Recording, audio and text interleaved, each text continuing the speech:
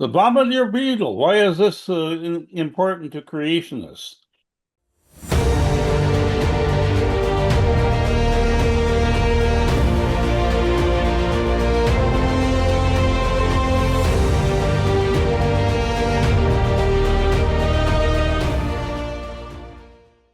Welcome to Revolution Against Evolution. I'm your host, Doug Sharp. I'm your co-host Rich Gear here as well, and yeah, I'm very excited to do a show on this kind of subject. We've talked about it, we've read about it for many years in creationist circles. It's kind of very fascinating, but I don't think we've ever done a show, probably, right, Doug, on this particular particular creature. No, this is a very old argument from creationists. I think Duane But it's Gish still a good one. started Yeah, out talking about this creature, and it's a typical argument that is given by creationists of design and over design, actually, where you have features that are used in various creatures for defense or for different types of information. We really liked this particular thing because it's the feature of a beetle that it takes has two different glands. One of them containing benzoquinones, the other one's containing hydrogen peroxide, and they with a series of special muscles, it shoots it out the rear end and blows this noxious fumes of steam and with a popping sound, a highly noxious spray of aqueous benzoquinones, oxygen and the steam as a defense mechanism and against would-be predators. And so it's accurately delivered with twin sets of spray nozzles and at the tip of the beetle abdomen as most effective at studying predators, even mammals, such as mice, allowing a beetle to escape. So this is a feature that we like to talk about. And I think that there's a fellow that I've met. I don't know if you met Mark Armitage, but he actually wrote this article here that talks about the pygidial gland the what and the gland? What nozzle. easy for you to say? What was that again? It's spelled Pygidal, and it's a nozzle. He's Okay. looked at it under the electron microscope, and so it's shown to be very complex. Now, complexity is very interesting. You talk about irreducible complexity, which Dr. Michael Behe talks about in his book Darwin's Black Box. And then there's specified complexity, which is the complex mechanisms that have a specific purpose. And one has to, if you're an evolutionist, explain the origin of these features from a state where they didn't exist to where they did exist. And so that's the question here. Let's suppose that we have beetles that are various species, and apparently there are similar structures in beetles throughout all the population of beetles, but in only this one particular species, it uses it as a defense mechanism. And so I think it says then the question is what enzymes are needed, what DNA coding is needed to produce this, and how would you analyze it, and then how would you replicate it if you were a evolutionary engineer? Yeah, by random chance, it seems never mind highly unlikely. It seems virtually impossible, especially, Doug, if two gases mixed inside the chamber of the beetle, they blow themselves up. Right, and so They actually it they join actually outside. Yeah, they have the chemical reaction outside the body, and that's amazing. but that would be one big human fart if we had such a mechanism of our Well, own, you I've know. seen those videos of the bathrooms blowing up with the gaskets too toxic. But in this case, the Bombardier Beetle really does a number. I've seen pictures of frogs, their tongues kind of lolling, hanging out after they've been Yeah, zapped right. by one of these beetles. Yeah. And so the question is, you're first of all going to have to explain the origin of the beetle itself. And I guess the beetle is well, the most abundant group of species in the world. You know, you have so many different kinds. And if you go to Dr. Crawley's Insectorium at the Creation Museum, Oh you yeah. can see a whole bunch of examples of them where from all over the world, you have all these different kinds of beetles. And so the question is, do we explain this by evolution, creating all these different kinds, or do we explain it by God creating them for their various purposes in the environment?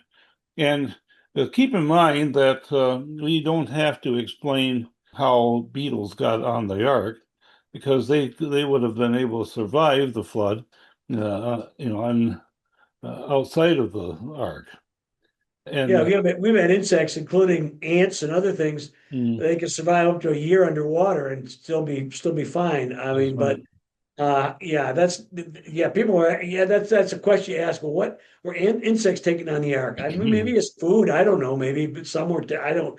But they were not. They don't breathe. They don't get their air. They don't get their oxygen through breathing through lungs. That kind Right. of in the same sense that we understand, like mammals, reptiles, birds, and that kind of creature. Even creatures that live in the water wouldn't have been able to be taken on the ark. We've answered those questions many times ad nauseum, but the fact is the insects, how could they have survived outside the ark? Well, insects can. I mean, I don't know whether all of them can, but and of course speciation happens a lot faster than they would have liked to say that it could happen. It happens pretty quick sometimes. But those to me, that's kind of almost a non-question anymore. But the idea, I think it's fascinating to me, Doug, that there could be an insect with two chambers with two separate things when they mix outside of his body creates a highly noxious, very, wasn't the temperature like 275 degrees? It gets really hot, as I understand it too, as well. Well, 212 degrees 212, okay. centigrade is boiling point. Well, yeah, it's about like, Fahrenheit, yeah. yeah, it's Fahrenheit. And 212 Fahrenheit yeah. is. And it was very Oh, hot. That's all I know. But mhm. inside their body, they would have blown up. To me, Doug, the fasting, the mechanism, trying to explain concepts like irreducible complexity and specified complexity even makes it even more difficult. But I always liken this because why is this fascinating to creationists? Is because if we didn't see a creature like this with our own eyes, most skeptics would say this could never happen, wouldn't they, Oh, Doug? I mean, I yeah. would I would say this is a non-starter for an atheist. And I think a lot that we find creatures described in the Bible, in the biblical text, and this is where it gets correlating a little bit. Specifically, there's two of them. And one's in Job chapter 40, one chapter 41. I want to talk about mainly chapter 41, which is a creature called Leviathan. We know that over the time period, this is a different kind of a creature. We're talking about it sounds like a reptilian creature. It's a sea dwelling creature of some sort, or at least it goes in the sea. Whether it actually lived in the sea or whether it was a semi-aquatic, I don't know, like some like hippos or something like that. I'm not really sure about that, but the description is very fascinating in Job chapter 41 because it talks about the fact that it breathes fire. And of course, we've had stories of fire breathing dragons for centuries and always ascribed them to myth and legend.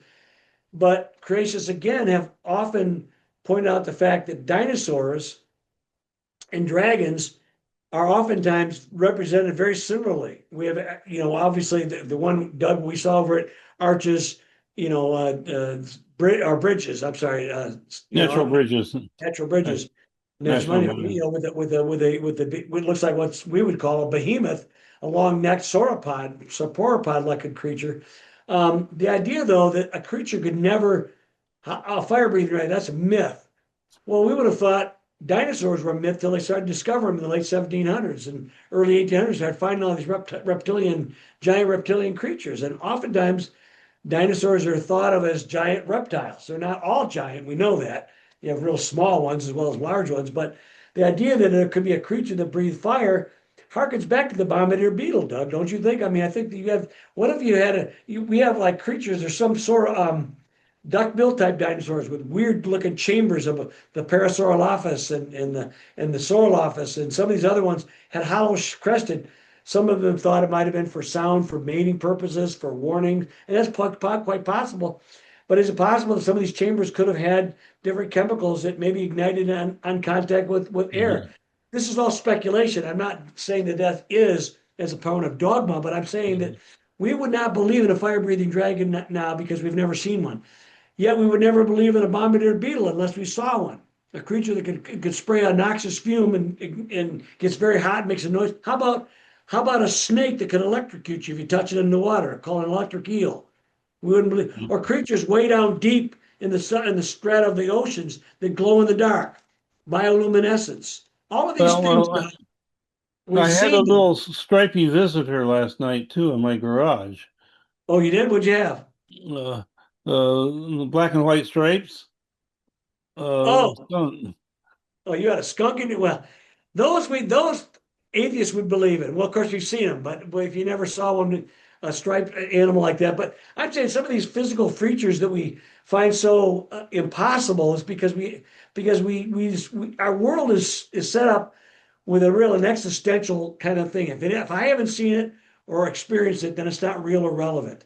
And I think that's a misfortune oftentimes because we know obviously many creatures have gone extinct. And who's to say some of these creatures, maybe some of these reptilian creatures could have breathed fire at some point.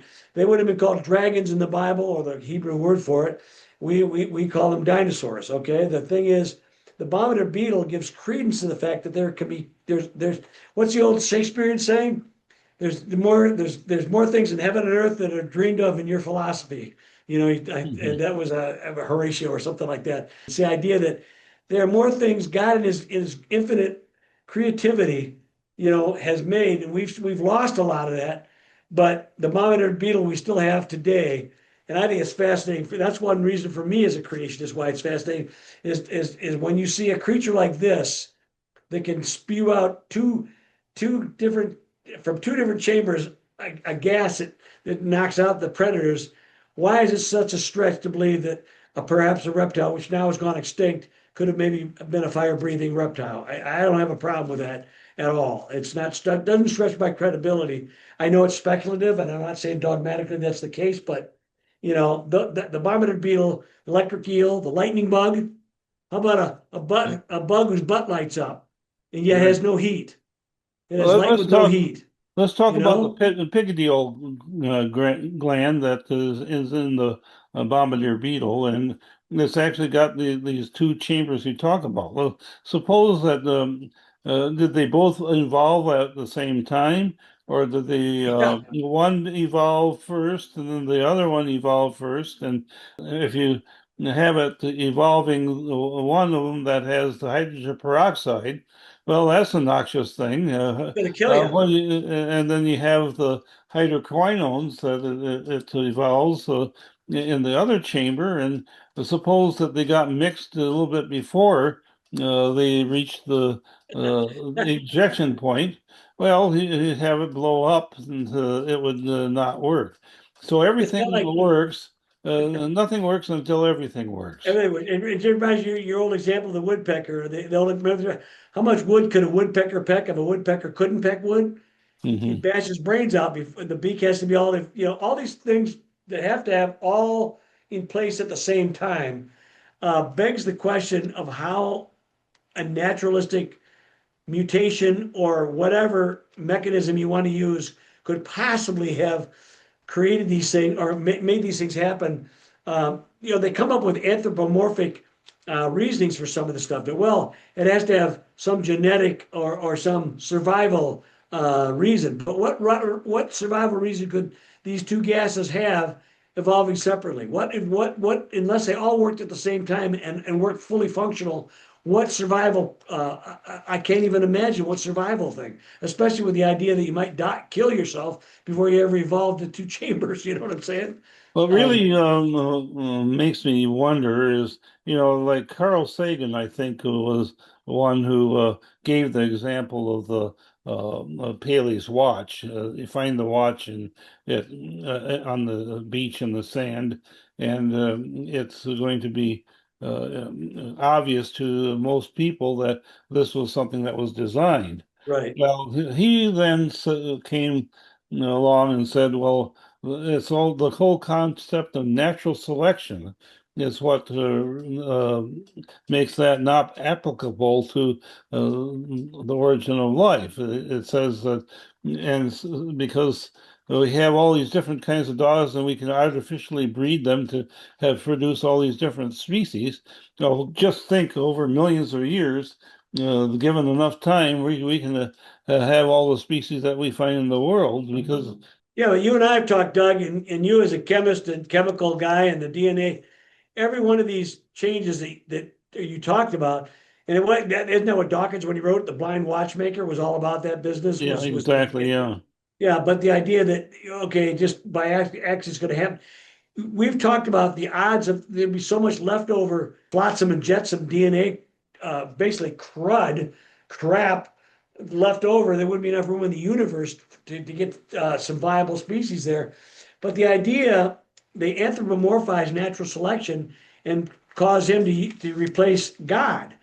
In Right. other words, and also we've talked about the fact these all these different speciations, which Darwin primarily dealt with the speciation, which was he was actually not wrong in that regard. But all we know that the genetic code has to do with reshuffling what's already there or deleting what's already there, or else having environment act upon what's already there. It has nothing to do with something increasing information at a genomic level. It does not have anything to do with that. That's what the Bombardier Beetle needs. The Bombardier Beetle needs some mechanism to produce these things that has a reason for, has a survival instinct that has nothing to do with a conscious purpose in advance. In other words, has to survive. It has to be useful in its evolutionary statements, and there's nothing they can show that would even remotely resemble a useful function for that. I Well, can't even. that's what you have is that the usefulness has to completely be functional throughout Correct. the life cycle from amoeba to man, and all the different species throughout that history has got to work. You're going to have one that works. Other ones that are eliminated, you have the elimination of the bad species. Well, that is not a creative function. It's just going to be a destructive function. And Yeah. and what you have is when you have a mutation and you have something that results that doesn't work, well, then it gets eliminated, and that's the way God created it, is to get rid of all that crap. But if we do not have any mechanism for the origin of species. The Darwin's origin of species was not about the origin of species because it doesn't explain it. It does explain it. Explains speciation. And he did a good job in that regard, but he tried to extrapolate that into something higher and beyond whatever it was. Now, to hit, we'll give him a little bit of grace in the sense that even though he was kind of atheistic, he was mad at God and all that stuff, but because he didn't know some of the things we know about the genetic stuff. Mhm. Doug, I'm going to read this thing in about Leviathan if I could. Is that okay? Go Can I ahead. read? Yeah, I was Is expecting this you to do God? God is confronting Job, who's kind of mad a little bit. He's tried to be righteous, and then God has just said, "Hey, look, can you draw out Leviathan with a hook?" He's basically showing his creation, what he's done, or snare his tongue with a line which you lower. Can you put a reed through his nose or pierce his jaw with a hook? Will he make many supplications to you? Will he speak softly to you? Will he make covenant with you? Will you take him as a servant forever? Will you play with him as with a bird? So it's not a bird. Or will you leash him for your maidens? Will your companions make a banquet of him? Can you eat him? Will they apportion him among the merchants? Can you fill his skin with harpoons? or his head with fishing spears. Lay your hand on him. Remember the battle, and never do it again. Indeed, any hope of overcoming him is false. Shall one not be overwhelmed at the sight of him? No one is so fierce that he would dare stir him up. Who then is able to stand against me? This is God talking. Who has preceded me that I should pay him? Everything under heaven is mine. I will not conceal his limbs, his mighty power, or his graceful proportions. Who can remove his outer coat? Who can approach him with the double bridle? Who can open the doors of his face with his terrible teeth all around? His rows of scales are his pride. This is reptilia. It's a giant fish or a reptile, okay? And teeth. He shut and oh yeah, his rows of scales are his pride, shut up tightly as with a seal. One is no, so near to another that no air can come between them. They are joined one to another. They stick together and cannot be parted. His sneezings flash forth light. This is the part we were talking about earlier. His eyes are like the eyelids of the morning. Out of his mouth go burning lights. Sparks of fire shoot out. Smoke goes out of his nostril as from a boiling pot and burning rushes. His breath kindles coals, and a flame goes out of his mouth. Strength wells in his neck, and sorrow dances before him. The folds of his flesh are joined together. They are firm on him and cannot be moved. His heart is as hard as stone, even as hard as the lower millstone. When he raises himself up, the mighty are afraid. Because of his crashings, they are beside themselves. Though the sword reaches him, it cannot avail, nor spear, dart, nor javelin. He regards them iron as straw, and bronze as rotten wood. By the way, this puts a little bit of lie to the Bronze Age and Iron Age. They always try to make them separate time periods. The reality is, bronze and iron were developed from the very earliest parts. I think it all depended on what was available in the areas, rather than what time period so much. Okay. Anyway, it goes on and they go to, but I think that the point is made. There's just a few more verses left in there. That's Leviathan. God is showing his mighty majesty, but this is a fire-breathing creature. Now people come up and say, "Well, this is a poetic book." I said, "Yeah, but why would you write something poetic that has nothing to do with reality when you're trying to point out the reality of how awesome God is?" That makes So no sense. I asked the question, why is it that a lot of non-biblical myths from the ancient world talk about fire-breathing dragons? That's exactly. I brought that up earlier, but you're right. Exactly correct. We have those in Europe. That's ubiquitous. I mean, it's all over the place. You're right. And of course I acknowledge, and you do too. We know that some of these the drawings of some of these creatures have probably been embellished. You got kind of in a way, you got T-Rexes with little reptile wings on them, flying. But there were flying creatures that were huge. Quetzalcoatlus was amazingly had a 47-foot wingspan. Think about that large creature, you know. Yeah. And some of those flying creatures had incredible weird crests on the back of their heads. I don't know whether they were hollow so much, but we know that some of these other ones were. And I don't know what this creature was. We may not even have a fossil of it, but what it was a big creature with scales that breathed fire. And it seems he's talking about a real creature to Job. And And so it's logical to think that the god that designed the Bombardier Beetle with these chambers that would produce a noxious fume like this could have also been able to do that with his other creatures, and I think it's interesting. I've got this article here that from the electron microscope guy, and he talks about uh, the secretory lobes that that is collected from the reservoirs of the two different chemicals, and is surrounded by a thin layer of muscle, and it's joined to a reaction chamber by means of the one-way valve controlled by a sphincter muscle. Uh, and so one study, however, suggests that the valve itself oscillates passively in an automatic fashion. And that report maintains that the collection reservoir, the valve, and the reaction chamber function together to work as a pulse jet with spray emitted in pulses. And using a microphone force transducer and high-speed cinematography, workers discovered that each discharge lasting to 2.6 to 224.1 milliseconds, consists of 2 to 12 individual pulses, and they are Wow. in reality individual micro explosions repeating at 368 to 735 pulses per second within the reaction chamber. Wow. And these researchers postulate that the beetle does not squeeze the collection reservoir as a sphincter muscle rapidly, but the beetle applies even steady pressure on the collection reservoir. Once the muscles around the reservoir squeeze their first amount of reactions through the valve into the reaction chamber, the resulting explosion causes the pressure to rise rapidly in the reaction chamber, forcing shut the one-way valve. The products of the reaction then exit the chamber with a pop and a puff, and the pressure inside the reaction chamber lowers again, falling below the pressure of the collection reservoir, which is still being squeezed by the reservoir muscles. The cycle repeats itself, and the valve just oscillates passively.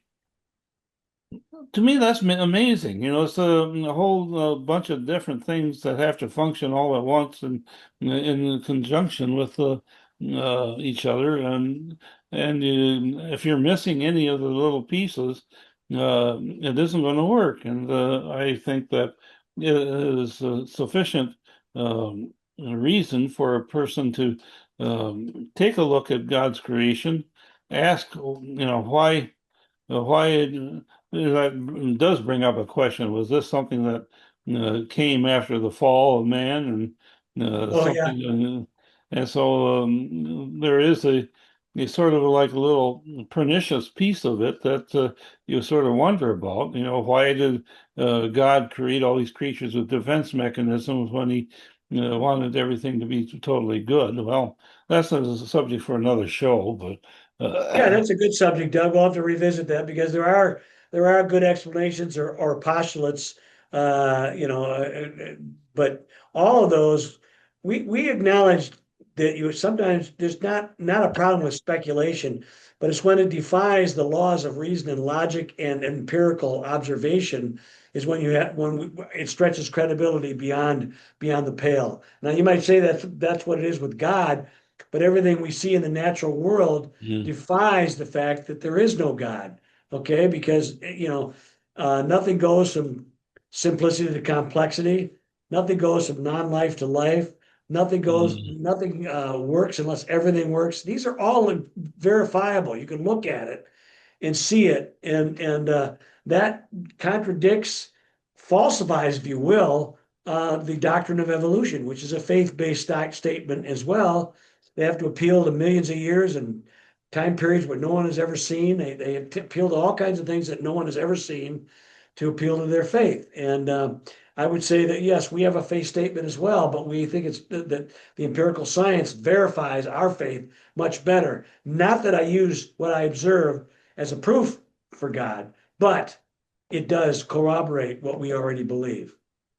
So we can take a look at my book, Revolution Against Evolution. There are many more examples of creature features that Right. really cannot be explained from an evolutionary point of view. And I hope that you get a chance to look at the various books that we have on that subject and on our website. And, I think it is a good idea for a person to consider our Creator God and and seek a relationship with Him. And with that, I hope that you enjoyed our show. We hope you will join us next time on Revolution Against Evolution.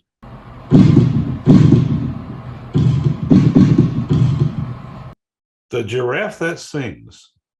A while ago, a fellow asked us in an email why in the giraffe a nerve descends all the way to the bottom of the neck and goes up to the other side to the larynx. Isn't that evidence that God is a poor designer? I replied, when you wire a house, do you go around the walls or do you send it the most direct route diagonally across the room? Apparently, you must be a much better designer than God, so I'll give you an experiment. Go into the giraffe and surgically shorten the left recurrent laryngeal nerve. Perhaps then the giraffe would be able to sing. Speculating on how you could design something better than God is arrogant and quite foolish.